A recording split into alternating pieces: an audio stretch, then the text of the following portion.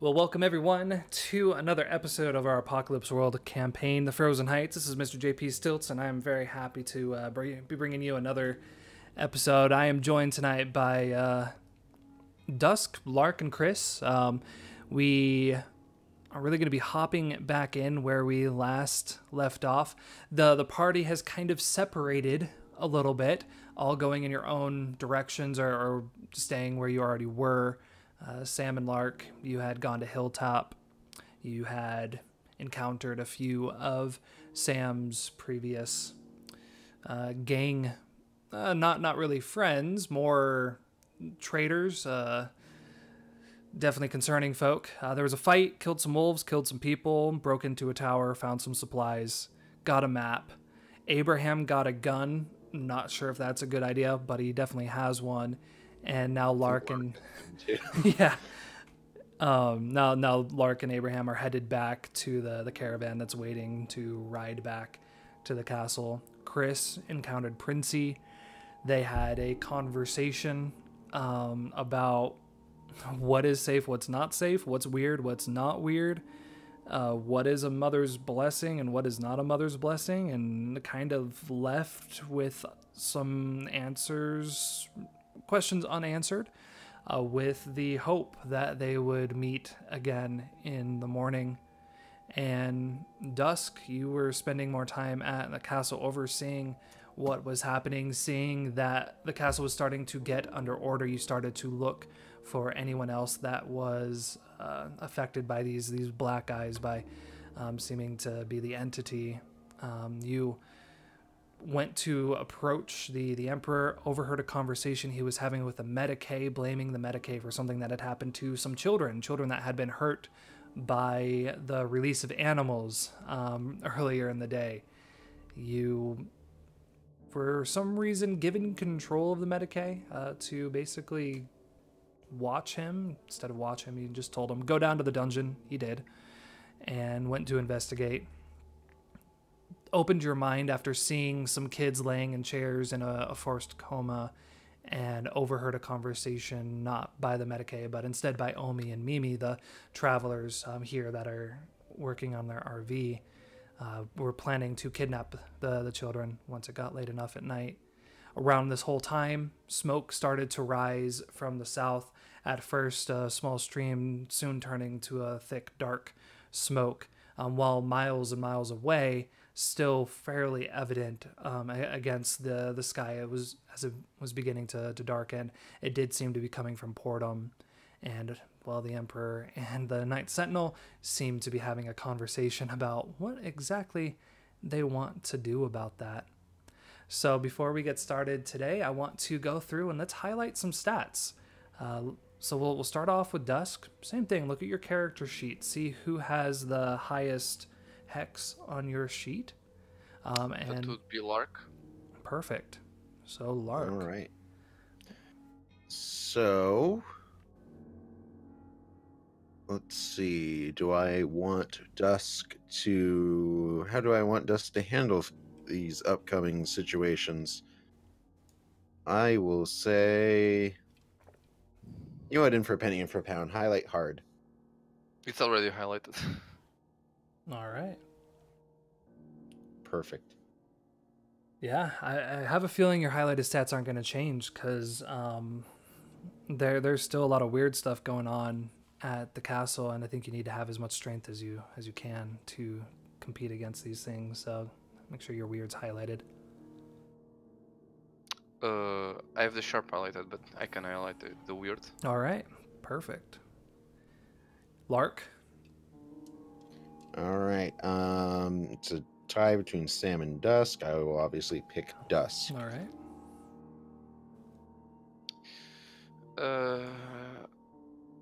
So you're on the trip back to the castle, right? Yes, Lark is finally returning back to the castle, now well armed and having experienced a lot of things he was not prepared to experience.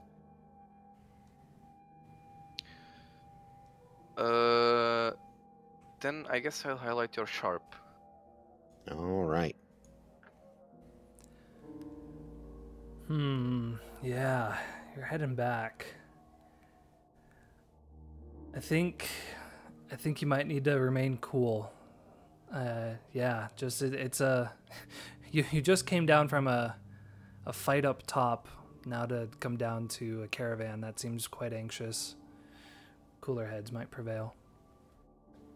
All right, because that's what's been happening, right? Mm-hmm. Right.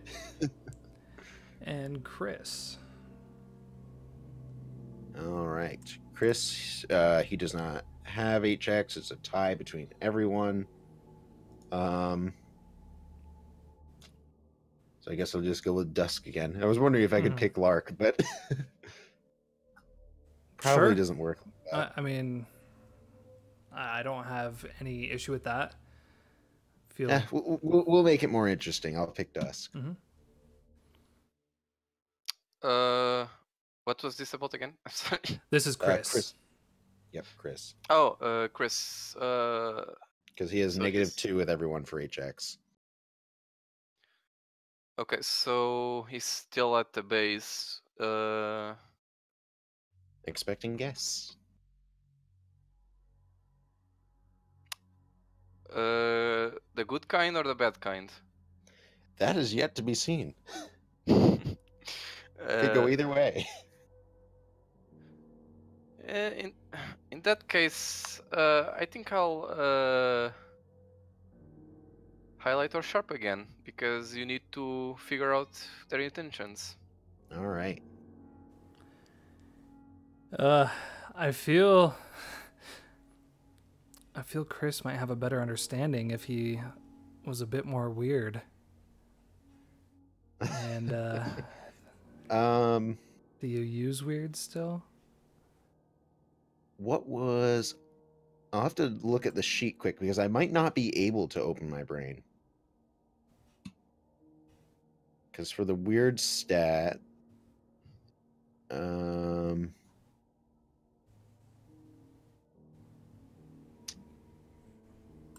that's the brainer sheet. Why did I click on that? I need the quarantine. So I got a 7 to 9. I held it off. I have weird 0.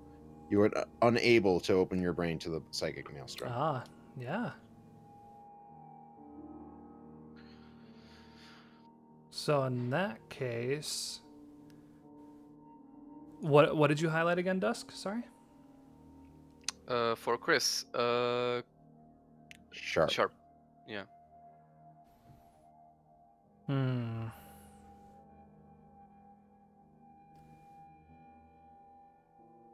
I think, yeah, you have a very interesting conversation coming up, I feel. Yeah, let's highlight your cool as well. I think you did pretty well in the tunnels, but yeah.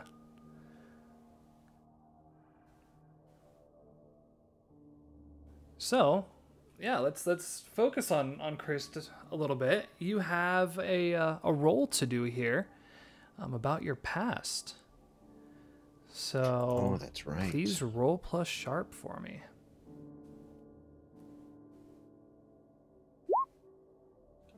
All right. So on a hit, ask the MC one follow question, answer it. Okay, perfect. So what is your question? All right.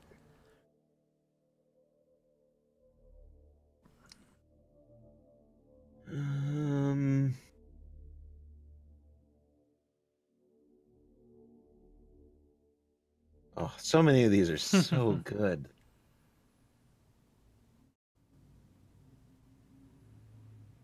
So this is something that might affect the way Chris views his superiors and the rest of his squad, the other people still in stasis. Could we have stopped it? Yes. That's something Chris knows. He knows that.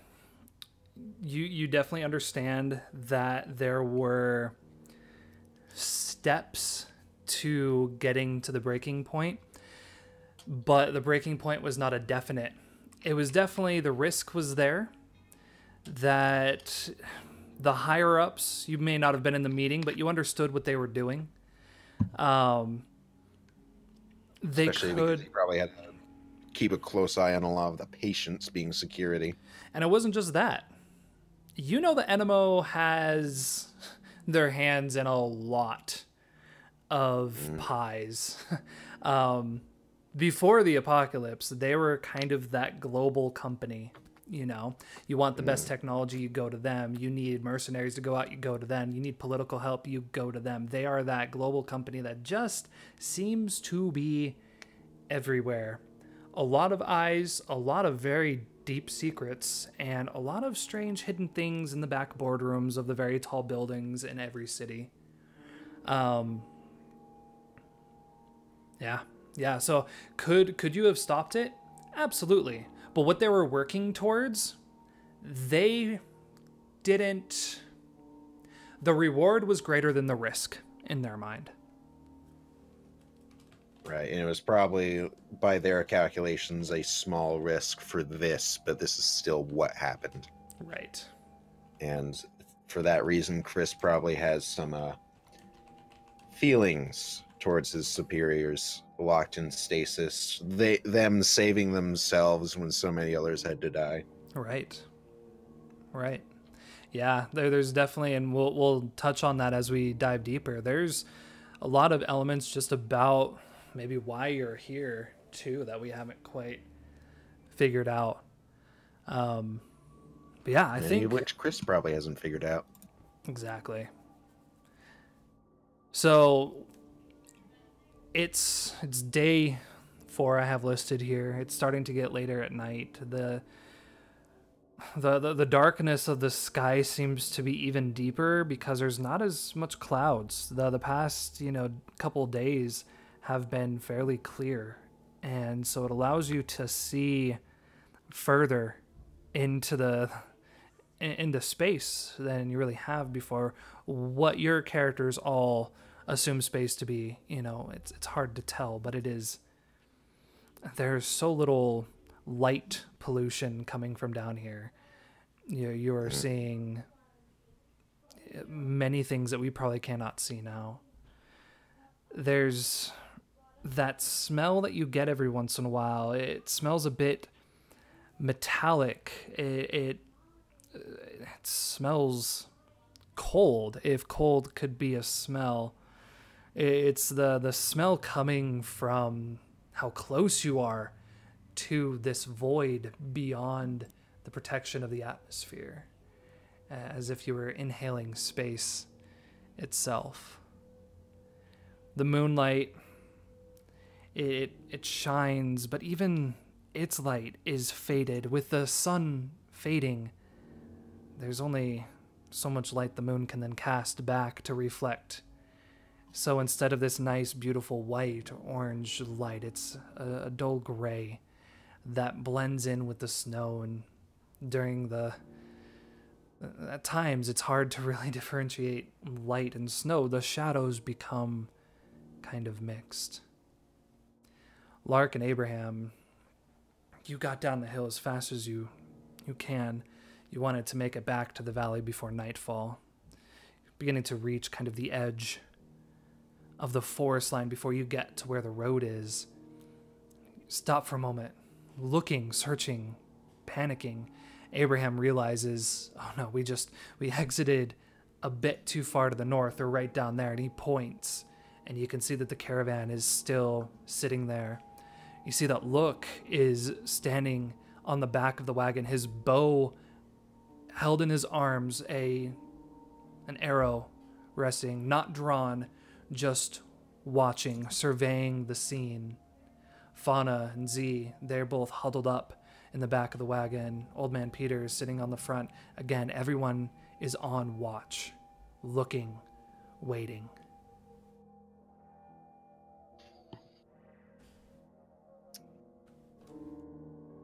All right. Just a quick question. Do you remember what weapon Lark gave Abraham? It was a .38 revolver. I think I kept the .38 revolver because I remember Lark wanted to keep that under his robes. But I had an assault rifle and shotgun listed. I remember giving something to I gave one of them to Abraham. I just can't remember which. Let's see. That's what I had written down here. Yeah, I I had... specifically remember keeping the 38 because I wanted something Right. concealable. Maybe you both have pistols.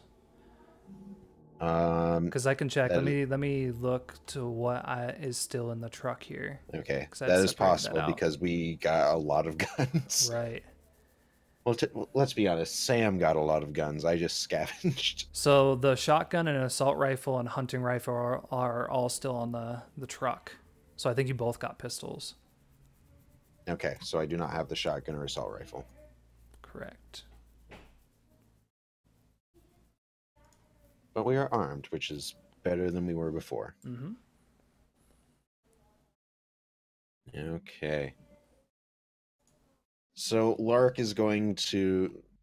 So everyone looks like they're just on watch, right? Right.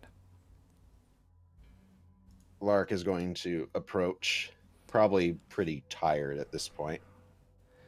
Yeah, as you exit the tree line, you see you move, and he goes to turn and pull his bow back, but recognizes that it's you, especially because Abraham's wearing a bright orange coat, and completely like releases it and just taps Peter on the back shoulder. They're here. Peter turns around. Hurry up, we're losing light. Yes. Sorry about all of that. Just get on the fucking caravan. Lark does. He immediately just whips the oxen and begins moving forward. I'm not sure what to do about this now. Whatever happened, we don't have time to stop tonight. I do not feel comfortable in this valley. What the hell happened back there, man? In the cave or up at Yes. the old ranger station? With Princey. He seems to view me as some sort of dark entity. I wasn't able to convince him otherwise. The man's clearly deranged. He maybe not violent, but he sees me as a threat now, and me being an emissary of the Emperor, him by extension. Yeah, he certainly not happy by it. Sent us out of there by the skin of our teeth. Again, just the two that had joined us. They were watching us for a while. Look seemed like they were following us, but we haven't seen them for a while. Since Abraham left, we haven't seen them since. Have you seen them on the way back? I have not. Sam seemed determined to get up to the ranger station. I followed and tried to convince her to come with us, but she refused. The trek up was... Lark kind of looks to the knife wound in his shoulder.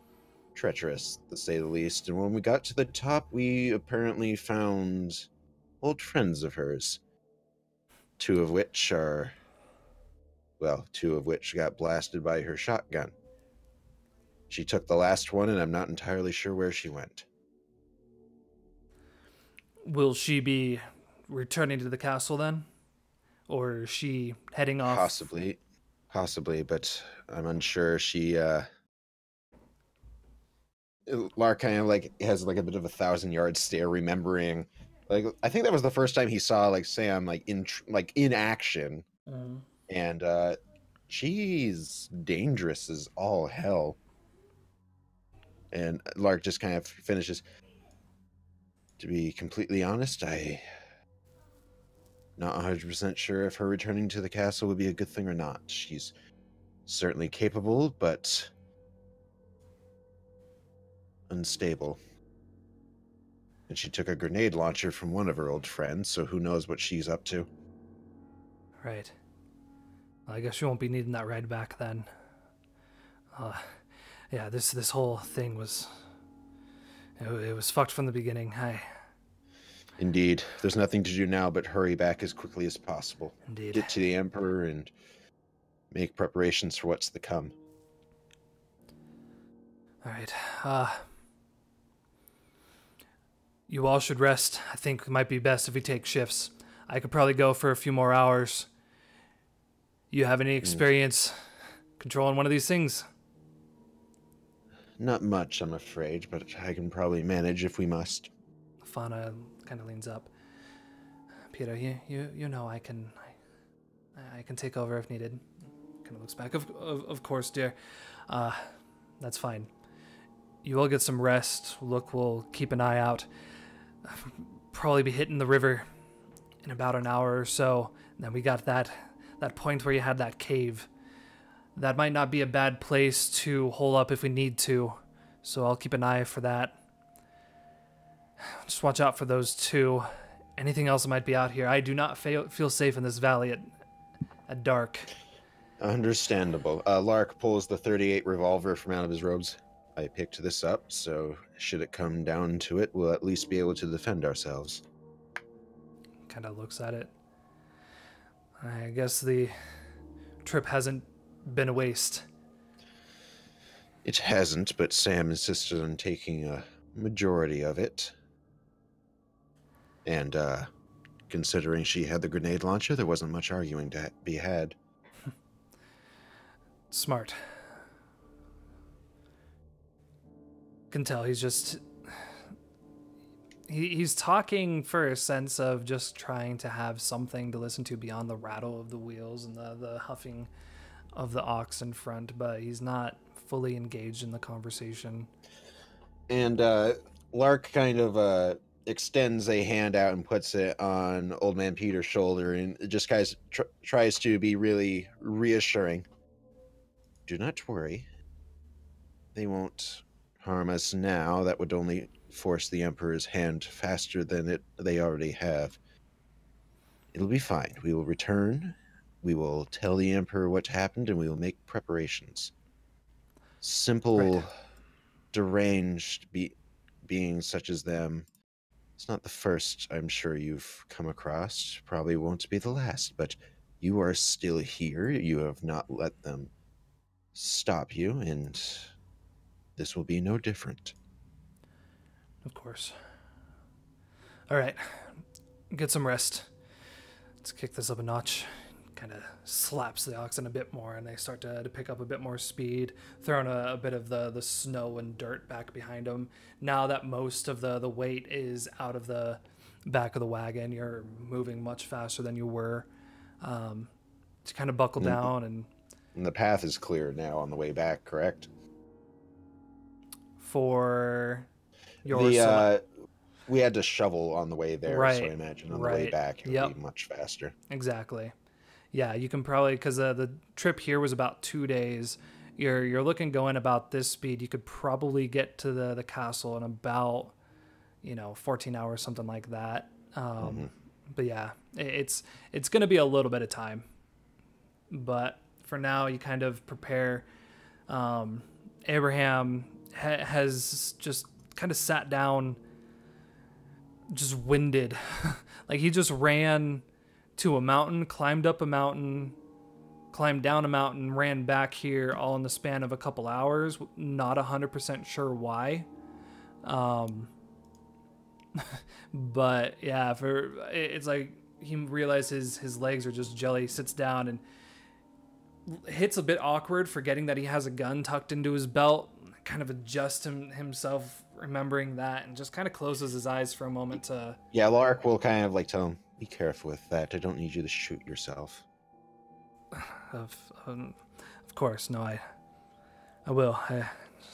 Lark holds up his hand. The ability seems to come with some risks, so if I don't have to use it, I'd rather not. I understand, Lark. No, I will be immensely safe with this. I understand that there's a lot of trust that you must have to even give me this opportunity. I promise I will not betray that trust. See that you do not. Unfortunately, we're not in a situation where we can afford such mishaps anymore. Hopefully things will be all right, having left the rest of them at the castle. But if the way things are going here, I worry. Right. No, Just random pan over to the castle still burning, and then back over to the wagon. Could we pray? That might help to Absolutely. center my mind. Yes, let's. You see Z kind of making an approach as well, kind of wishing to join. You may join if you wish. I had intended to introduce you to everything at the castle, but I guess now is as good a time as ever. He smiles. I don't wish to overstand my bounds. No, the prayer you gave the other night at the fire, it really touched home, and I could do as the boy said, center my mind a bit. Yes. Lark pulls out the skull. I only revealed this to my followers recently. It's an artifact very dear to me that I happened upon when I first discovered the entity, and it's been with me for many years. I find it a useful trinket for calming my mind now. Lark sits the best he can in this wagon. Mm-hmm. The conditions aren't exactly ideal, but simply sit, hands together, close your eyes. Don't let anything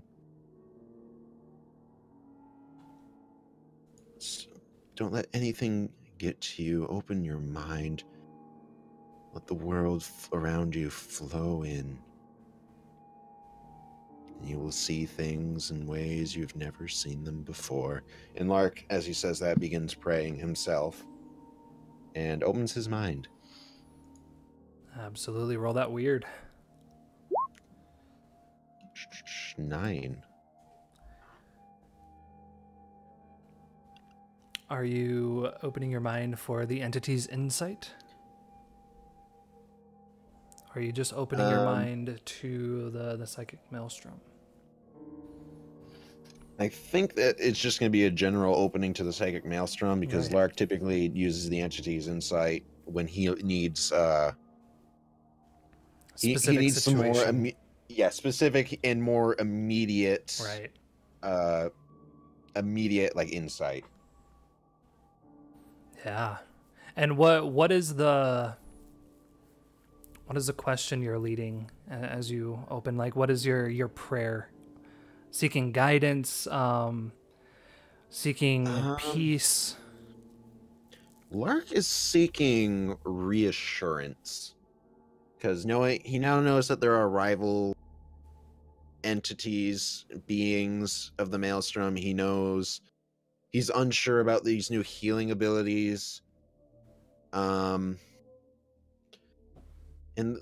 for the first time, probably since he started this, after he talked to Princey, there was just like a hint of doubt, and that scares him. He wants something to snuff out that flame before it becomes a fire. Right. Yeah. You lean your head back, take a deep breath, and begin to feel that sense of drifting to that familiar space. Darkness fills your vision, deep darkness. Take a moment. You reopen your eyes to be looking across it looks like one of those, I'm trying to think of the name of it, those little glass things that you do, like spore growths and things, like a scientific dish. Oh, a petri dish. Yes, one of those, and it's full of white snow. It's small, and you can see it. It's sitting on a table. Darkness begins to spread in it. Dark, inky black. Drops in the center, begins to spread. Then you see another drop fall from above. land and another portion of it begin to spread. You look up and you can see that there's this vast basin, as if a swimming pool with a glass bottom is above you. And there's this tiny little crack in it, dropping ever so small drops into this dish before you.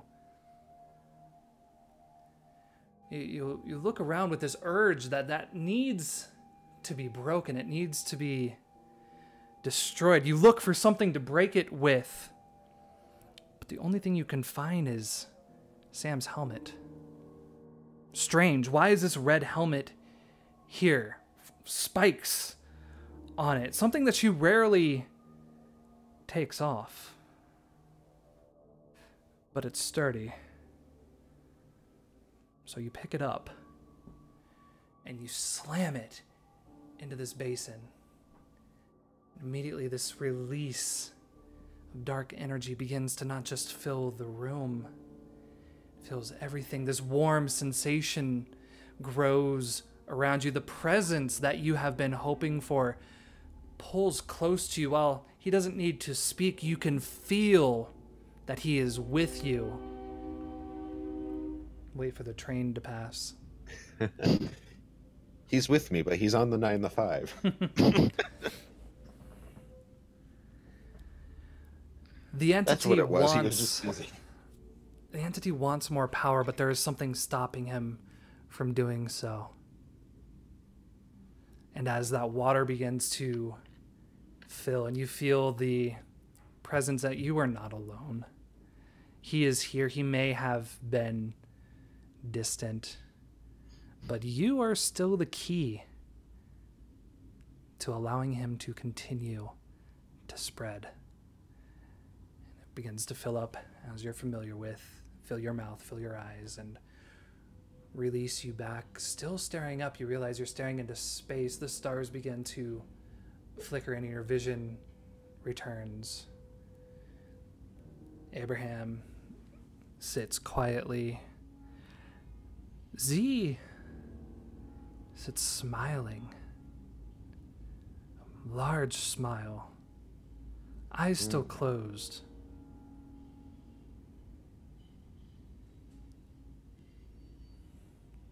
Lark smiles himself, probably having seen that smile before. That smile of want being fulfilled. And he just lets Z stay there in his bliss. And Lark is going to attempt the best he can to go to sleep. Right? It's exactly what Lark wants to happen is happening, so no need to mess with it. Back in the castle, Dusk, you've just walked out of the medic's location, and you can see that there is movement. The Emperor has called the legate out to the central courtyard. There's a series of tables that have been laid out, and you can see Foster and his apprentice in the process of laying out these uniforms all on the table. The legate begins to go around the castle, gathering all of the Legion, pulling them all together. You can hear the engines starting from the jeeps that the Portum individuals had come up at the front gates. You can hear some vast orders and talking going on outside the front gate. See the Emperor standing amongst the market and begins to direct his men to take these uniforms. You have a chance to see them. All of them padded leather uniforms. The chest dyed this dark blue. All of them have cross-stitching across the sides of them and going down the ribs, then down the arms, very similar to how many of them have those X's on their bodies. Their legs are dark black, again padded, all with nice boots. No longer are the members of the Legion unique in the way they look? Because now it's not just what they wear. The legate pulls his blade and begins to shave the heads, the beards of all these men. You hear the Emperor talking praise about how we will no longer be individuals. We will be one. We will be Legion. You men know that there is something coming. The Night Sentinel will return, and we must be prepared. We know that we have more coming from the north. Lark will be returning with whatever that Princey individual is up to. We have enemies at every side of our gate. They are approaching. No longer can we allow ourselves to be separated by the weird shit that's been going on here. You have your orders to bring any of the Black Eyes to the dungeons. And I swear if I find that any of you exhibit this trait, I will not be able to save you from yourself. You, men, have been with me through hell and back. You can beat this, and I ask that you do. We will train in the morning, in the afternoon, and at night. You all will be the finest fighting army that the entire valley has to see. Do you understand? They all cheer. Yes, Emperor. You start to see a transformation form across these men.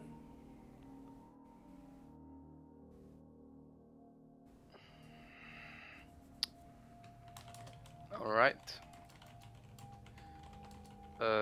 So I guess whatever is going down in Portum, if it comes to the castle, I guess they will at least be ready to fight back in some measure. Right. Yeah. Okay.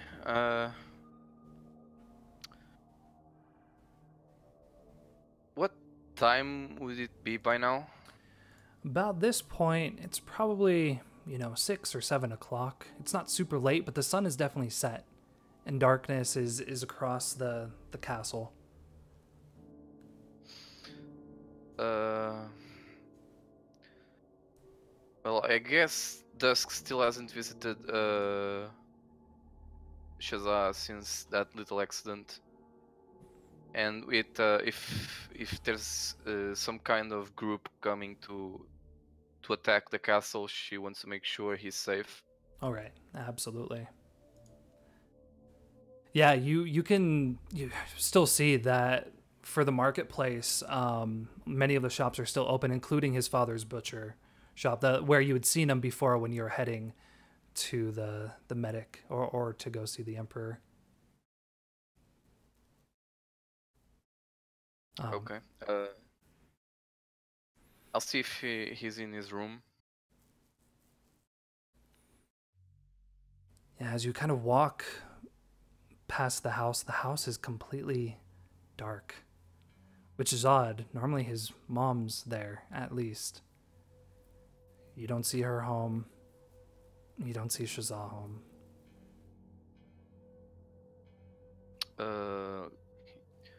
So the butcher's shop was open? Correct, yeah. Was his father in there?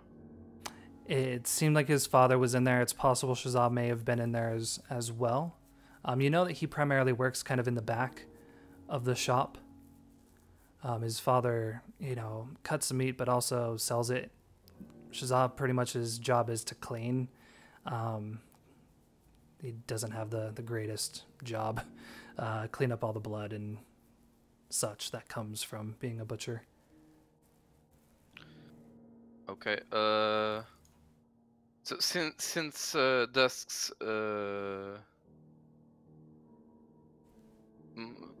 mine grenade, I think broke the glass from the window, right? Right. Mm-hmm. So she probably can just slip in. Right. Yeah. Yeah, and again, it's dark, so it's almost comforting. Yeah, as you get into the room, it's still displaced. No one's picked up since the incident. His bed is still kind of off kilter. The books and things that he had in there are still kind of thrown about. It hasn't been cleaned. Still a bit of glass that had broken inside too. But it's definitely a step up from where you have been staying over the past couple nights.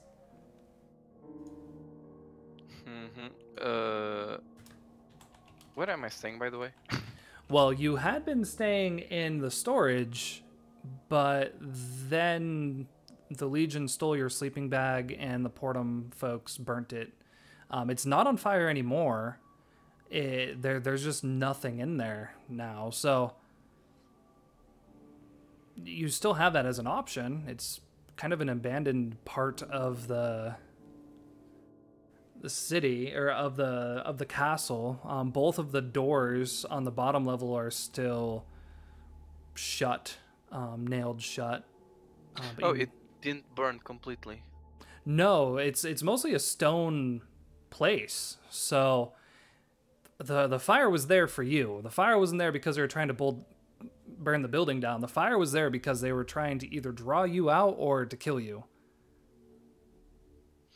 Oh, okay. Well, I'll sort that out later. I thought some time had already passed, but it's still the same day. Yeah, it is. It's getting to the night of still the same day that you woke up to the banging and the flames. Yeah. Okay. So I'm inside Shazza's room. I guess I'll peek around the door. Yeah, you kind of look into the door. There's a little hallway. There's one other room that goes off to the left. There appears to be a living room with a small kitchen towards the back. It's not a very large place. And it's just dark. You can see that there's definitely lanterns around. The house are just not lit. There's no signs of movement. The front door, you can see, has been locked.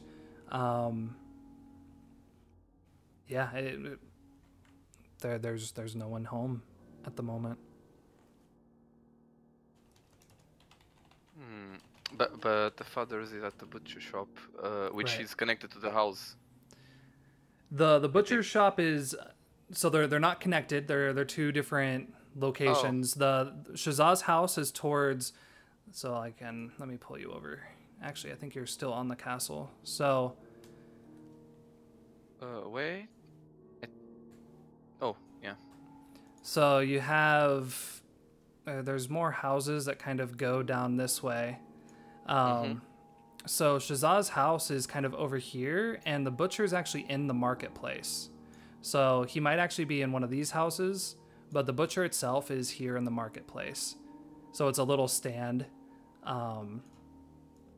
Pretty much just it's more of a stall that has where he hangs up the racks of meat, where he sells it, and then the back room, which is nothing more than just a curtain drawn across, is where he actually does the slicing, and where Shazza kind of spends the time cleaning everything. Oh, okay. Okay, so no one's home. I'll get out and go to the walls and try to get closer to the butcher shop. Right.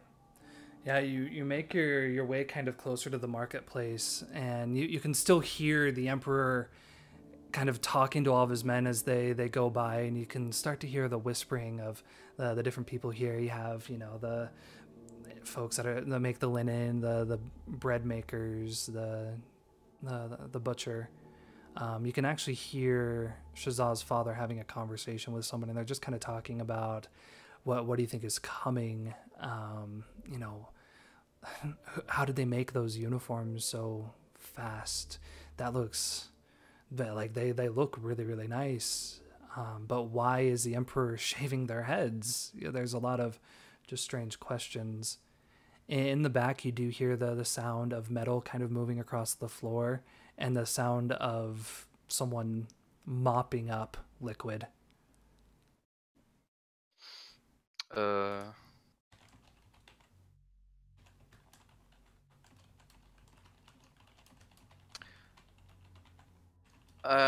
I can't remember if if I try to communicate with Shaza mentally, can he like respond back mentally? Yeah. Oh, okay. So that would be your. I think with that, let's see.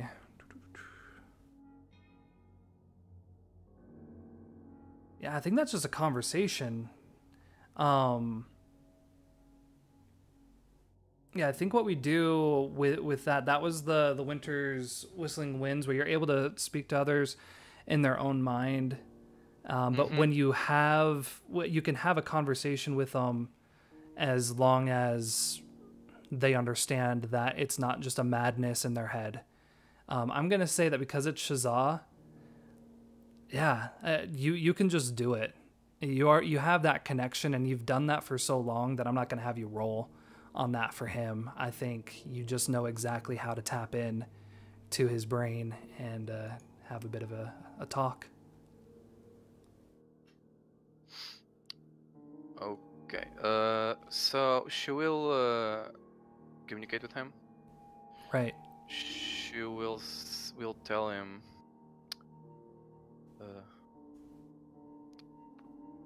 Portum is burning. If you hear combat outside, I want you to hide. Dusk? Oh. Yeah. I will. Where will you go? There's like a moment of silence, and then she says, I'll try to end it as quickly as possible.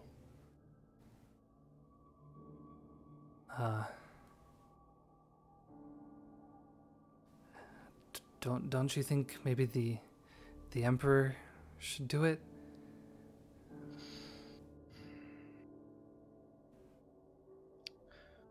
Perhaps.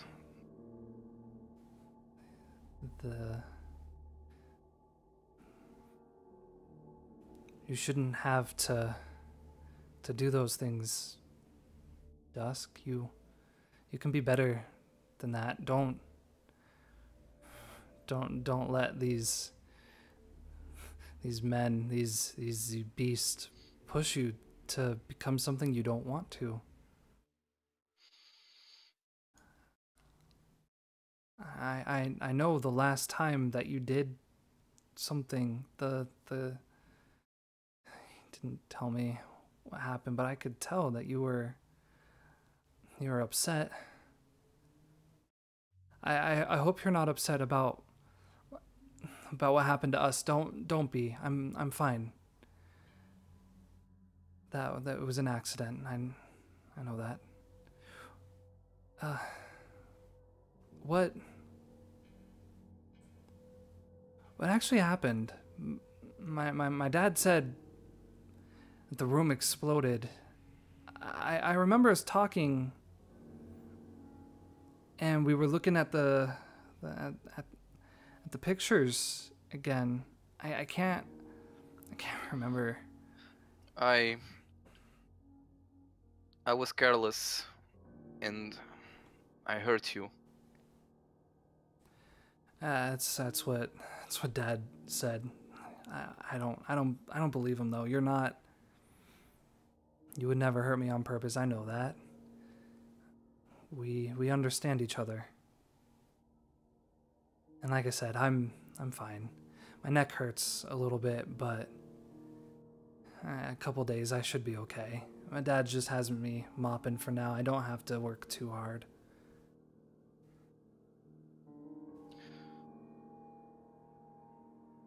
Shaza. I already told you. You know what I am, and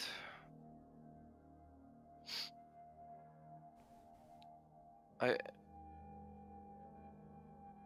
really like spending time with you. I like being near you, and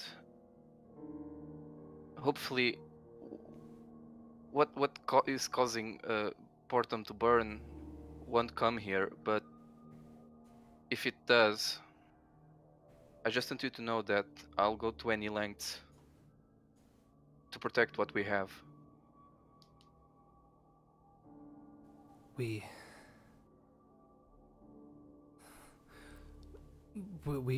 have places we can go, we can hide. You don't have to do that. You can come with me.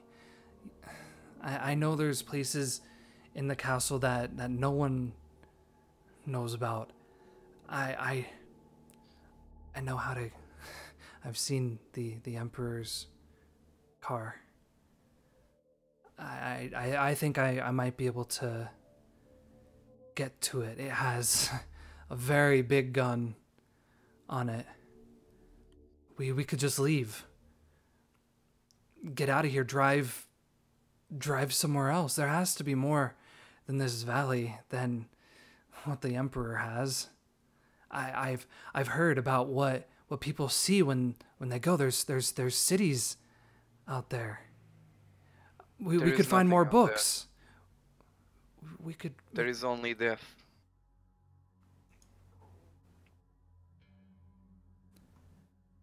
How do you know you can stop if you start? How do you know it won't break you? I don't. But I trust that I won't give in. We don't even know what's going on. It's just smoke right now. For all we know, someone could have just, well, lit the oil the wrong way. We've had fires here before. I think for now, let the dogs deal with it. That's their job, right? To protect us, to sniff out anything bad. Let them do it. I understand. If anything comes here, I understand, Dusk. You will do what you can. But you shouldn't feel like you have to. We don't have to. We have other choices. If badness comes here, we can leave. What about your family? I don't know. Dad is so angry. Like somehow it's my fault that I got hurt. Mom's been going to those fucking weirdos at the church. Coming home saying some crazy things.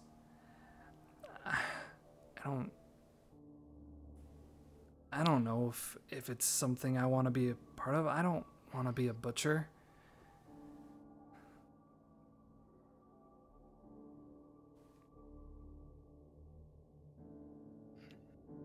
Knowing my dad, he's just gonna do something stupid anyways. People come here, he's probably gonna volunteer to go fight them. Mom's gonna be too scared to do anything. Might just break her.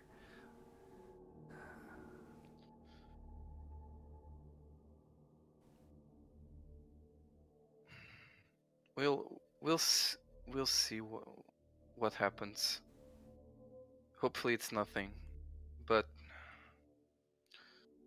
I'll think about what you said. Are you hungry?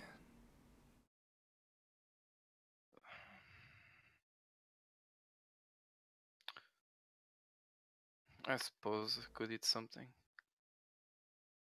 Okay. Give me a couple minutes.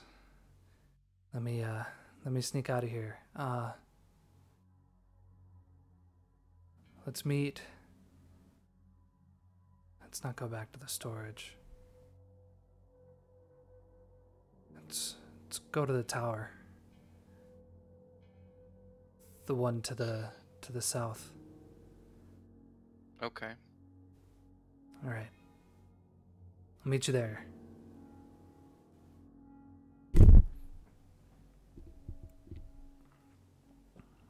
And Dusk goes there. All right. Chris, you've made a journey back through the tunnels down beneath what you could assume to be what was the airport of the fort, the landing strip. Climbed up just as it was getting dark, trekked through the snow, got back into the office building, scanned your key card, walked down the stairs to the sound of Green Day playing on the tunes on repeat. Chris kind of takes a breath, but as usual, the first thing he's going to do is see if he can find... Oh, I'm a terrible friend. What was her name? Tammy Jackson. He's going to try to find Tammy. Right. Just to see what she's up to. You find her sitting at the dinner table, waiting for dinner. But you're late. She's just sitting, staring blankly at the table, waiting for a bowl of mashed potatoes to be placed in front of her, but that hasn't come, and a pretty large puddle of drool has formed on the table down beneath her as her mouth stands agape. Chris kind of takes a breath. He takes his coat off. He puts the rifle down. He's going to keep the pistol on him as he usually does, and he goes over, starts looking for a rag or something to clean up the drool. And then he starts looking for the MREs, which the stash is probably getting moderately low. They didn't keep it horribly well stocked, but Right. it was obviously meant for more than 2 people. Mm-hmm. So he grabs like one of the freeze-dried mashed potatoes and brings it over. Here you go, Tammy. It's not much, but oh, don't even know if I'm talking to anybody but myself anymore, but God, I hope you're still in there. Could really use some more help in all this. Like almost automatic, she just moves to grab the bowl and grab the spoon to begin to rhythmically just place it into her mouth, chew 3 bites, swallow, and do the repetition. And while she's doing that, Chris is going to walk around the facility a bit, and he's going to walk by the isolation chamber. Right. And just kind of stare at it from the door. He just takes a deep sigh. God, I hope this helps.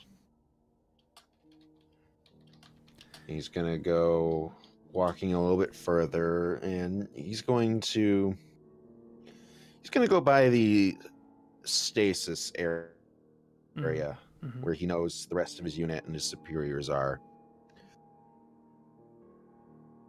And he swipes the key card, as he's probably done many times, and gets the red X. Doesn't have clearance for this.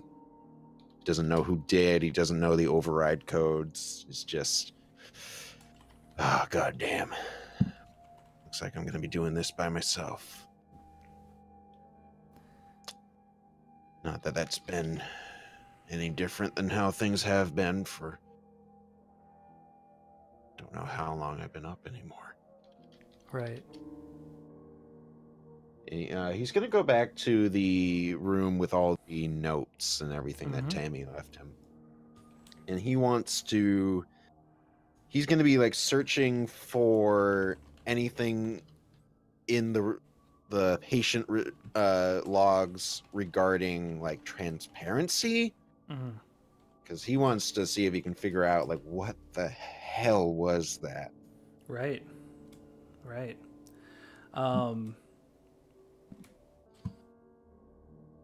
Let's see. I'm not sure. I'm not sure. I feel like there's a role here, but I'm not sure that there is, to be honest. Yeah, maybe it might be read a stitch. Could be. Yeah. That's the only thing I can think of that would fit what's happening right here. He wants to gain as much information on the situation that he can. And he's probably also looking to, while he's doing this, he's probably also like trying to prepare some things specifically that he wants to show Princey. Right. Like he probably has like he found a particularly horrific video Absolutely. from one of the patient logs of people of like the side effects of the thing. So I guess I will roll sharp. Yeah, and I will say this. So you're already familiar, and this is probably something that you learned during the last few months before you put into stasis, that NMO had confirmed that by their books, there's 3 types of what they considered to be maelstrom-influenced things, beings, as they were. They have them recognized as touched. Touched is someone that has been influenced by a catalyst. A catalyst, which is someone that has been influenced by a breeder who often has strange powers to be able to influence others. And a breeder, which is someone or something that is able to create catalysts, often within the maelstrom itself. From there, you would already have diagnosed that Princey is absolutely a breeder. He is something that is within the real world and clearly able to influence others. But yeah, let's roll sharp and see what else you can find. Right. Let me just get those notes down. Touched, catalyst, and breeder. Right. Yep.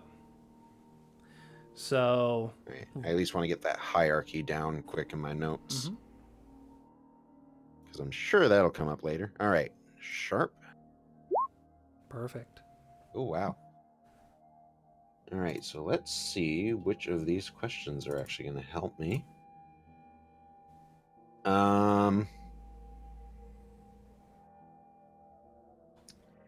Let's see.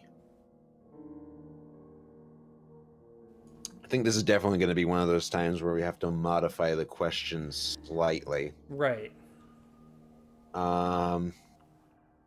So a best escape route, way in, way past. Boy, this is like a weird hybrid between read a person and read a stitch. It is. I almost feel like this is more of an investigate role, which I know. Right. Yeah, I definitely feel like the role is necessary. I think I'm gonna create more of a custom move based off of another game that I play. So City of Mist is kind of based on Powered by the Apocalypse. In the investigate role, you make a roll and then you get a series of clues. Clues are then questions, any question you can ask relative to the scene or location that you're in. And then you will get basically clues or things from it. So in that case, you know, if you were interrogating someone, you will get clues based off of what that person knows. In this case, you're investigating kind of the facility to see what you have available. All right. So, the archives of information I have available. Right. So yeah, I would say for this one, for that move on a 10 plus, you get clear clues. On a 7 to 9, you get clues that could put you in danger or are not clear and concise. And on a miss, it's just standard. You know, somehow you have put yourself into a bad place by investigating. All right. That is awesome for a custom move here, because I have a feeling Chris will be doing this again. Assuming this doesn't end in the worst possible way. Right. All right. So Chris very much wants to find like So Princey is obviously a breeder. He is, of the things that exist within the actual world, is probably the most dangerous and powerful. But he's not like deranged. He's not like far gone. So there's room to reason. Right. Chris is going to try to find like evidence about breeders specifically, but ones that suggest the like, first of all, like stuff that clarifies like what they are, because Princey thinks he's like a chosen of a god, and Chris believes throwing some science in his face with some hard evidence will bring him back down to earth, I guess, in a sense. Chris wants to find some clues as to really just anything like more detailed about the breeders, or if there's any specific instance that somewhat resembles Princey's. Because he needs some good evidence on how to handle this. Yeah, you definitely come across a few different types of breeders. The woman that you faced would have definitely been a breeder, but she was able to influence others through the sense of using her mind. You know that there are breeders that were able to influence by a touch. There's others that are not able to influence themselves, but often have something with them. So either an item, or in Princey's case, the lake itself, that he is the one that leads them to the water. Some of them force them to drink, but it's the mixture of the two that is actually causing the influence of others. The capabilities of them seem to come down almost towards the deep desires of the individual.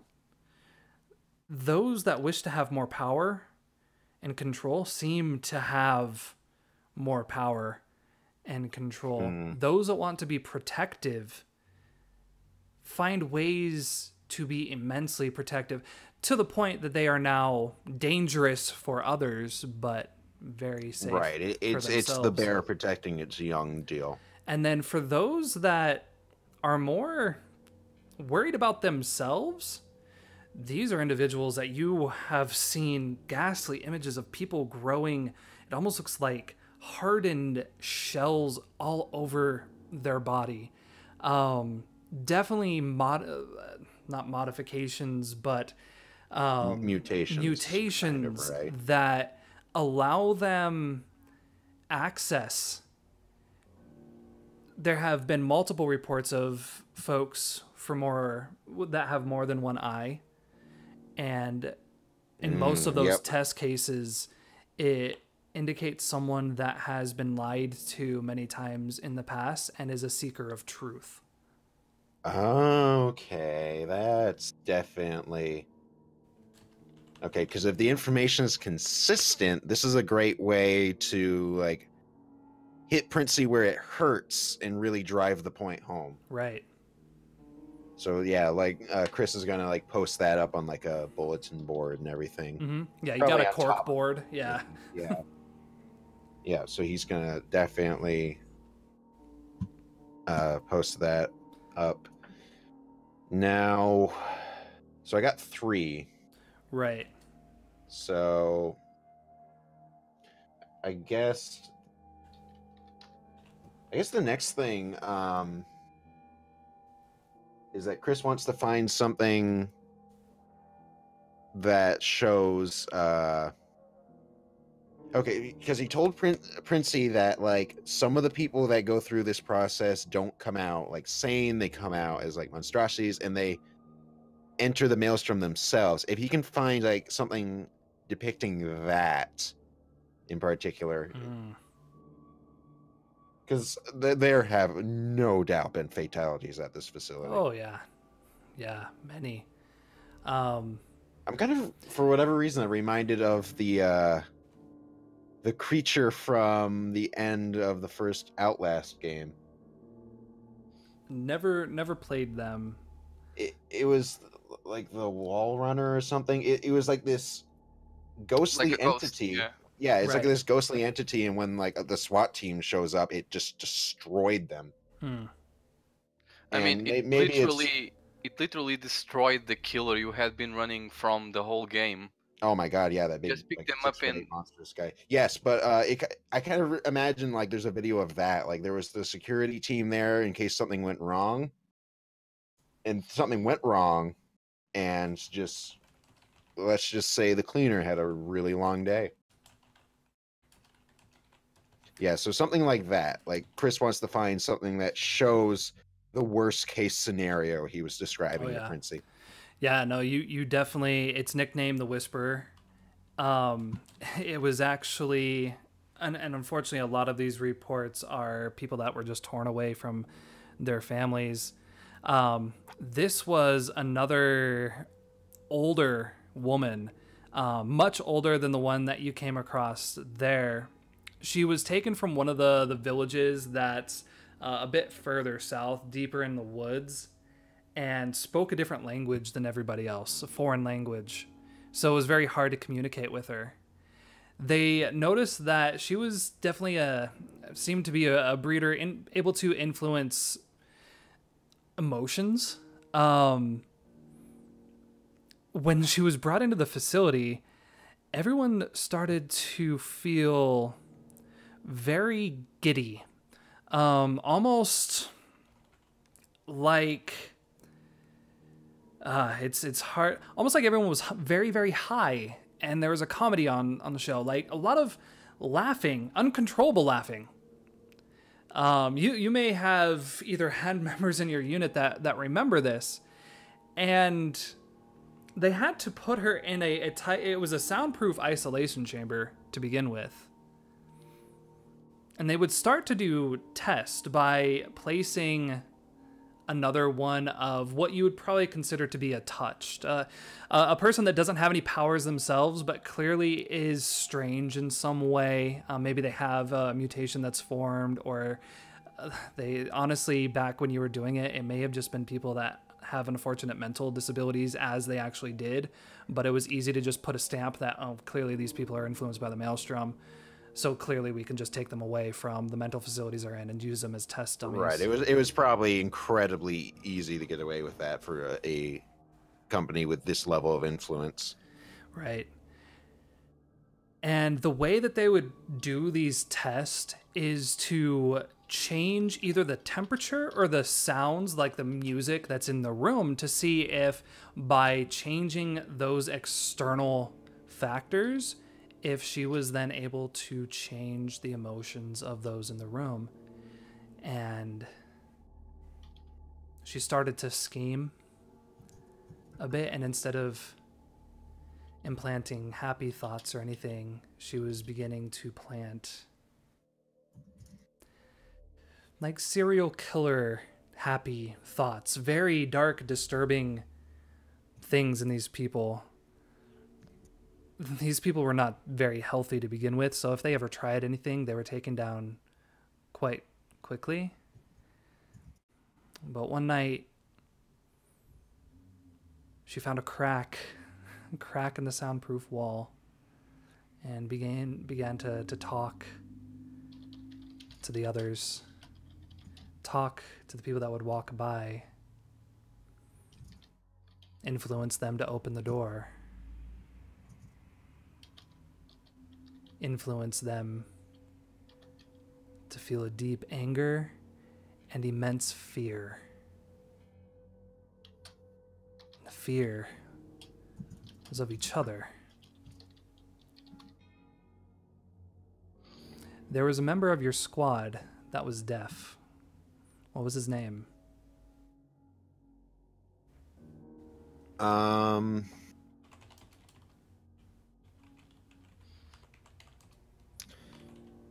His first name was Henry. A lot of people. I'm trying to think of what the nickname for him would have been. I think everyone called him Shockwave because that's how he lost his hearing, Right. which probably wasn't the like kindest thing to do. But of course, because he had such a hard time hearing, it was really easy for people to get away with. Oh yeah. Yeah, you would communicate through a piece of technology on his neck that would basically do Morse code into the side of his neck. So he wouldn't be able to hear anything unless you were talking directly to him. But having the conversation, he would basically have that and was just trained to be able to recognize what people were saying from that. Yeah, he came back to find just the corpses of the Night Squad laying all around, and the woman standing in the middle seeming to laugh about it. Recognizing who she was, he simply turned off the switch and killed her. But there's reports that if there's dead silence, her voice still roams the halls. That might explain why there's the music that plays. Right. So to drown her out.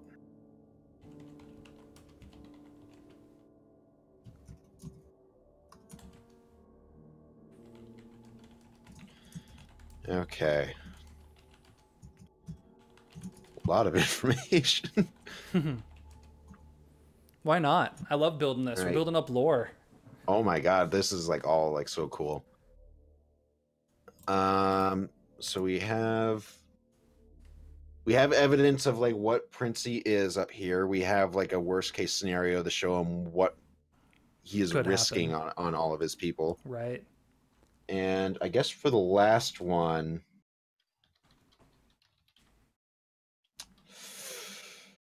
this is not something Chris is going to put up to show Princey. This is something he wants to see if he can find something about the isolation chamber. Mm-hmm. He's used it once himself, but he does know it was used to both increase and cut off people from the maelstrom. Right. And he wants to find some information on that. Right. So, because he's never, when he did it before, it was trapping one of the entities inside of there while it was trying to influence him. right. He's never put a breeder in the chamber. Yeah, I think the reports I have there is it all depends on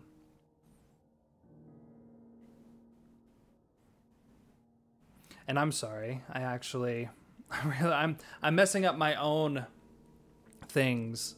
So I was meaning, when I was talking about breeder, I was meaning catalyst. So go ahead and update that in your notes. He's definitely a catalyst because he's within the world. Breeders are mostly beyond. So that's my mistake there. Okay, so Right. So the order from like least to most powerful is still touch, catalyst, breeder. Yes, but but catalysts are okay. So breeders are things that are beyond the maelstrom. The entity is a breeder. Princey is a catalyst. Gotcha. Dusk Easy is a fix. catalyst. Lark is a catalyst. Nice. You would be able to probably put together that the breeder in this situation is literally the juice, the stuff that's in the water. And that you might have some details on others that it's the same thing. Because all it does is it just douses people in maelstrom strangeness. Like, just changes their DNA enough to allow the influence of the maelstrom to just seep into their bodies and change them. But for the reports of the catalyst being put into the isolation chamber, it all depends on who their breeder is. If their breeder is what's giving them life, there's been a lot of deaths in that chamber. There have been people that are put in the isolation chamber and are completely changed to the point that they can't even remember any aspect of the maelstrom. They will not believe you that it exists. that it's real. Any physical maladies that they might have, they won't disappear, but they will just see them as a byproduct of inbreeding or something like that. And then there's others that it doesn't influence. So it depends on it really does depend on the catalyst and how important that tie is to, or it depends on the breeder and how important that tie-in is to the catalyst. Mm-hmm. All right, so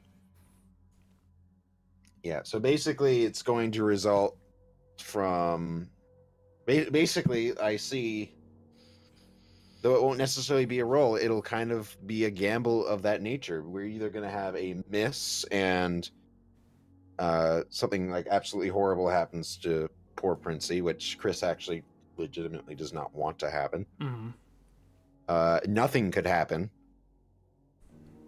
or Princey could actually be cured to a degree. Yeah. So yeah, those are things that Chris is not going to like put up. Mm-hmm. He really wants this to work, but there's no way of knowing exactly if it will. And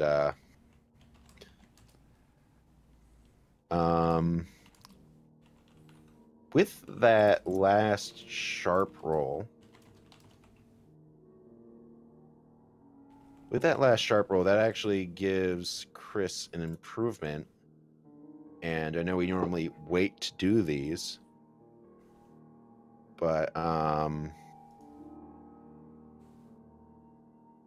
am gonna wait because I don't think this is the appropriate story time. But I will tell you that I plan to unlock the ability to open the stasis pods. Right. Okay. And I'm thinking that like there's no reason for Chris to like they wouldn't have like the access codes like on these notes. However, Tammy might know something. Right. In her maelstrom-induced stupor. Chris is putting these together. He takes these notes. He goes back. Tammy's probably long finished her meal. Yeah. No, it's gone. The bowl's sitting there, spoon still in.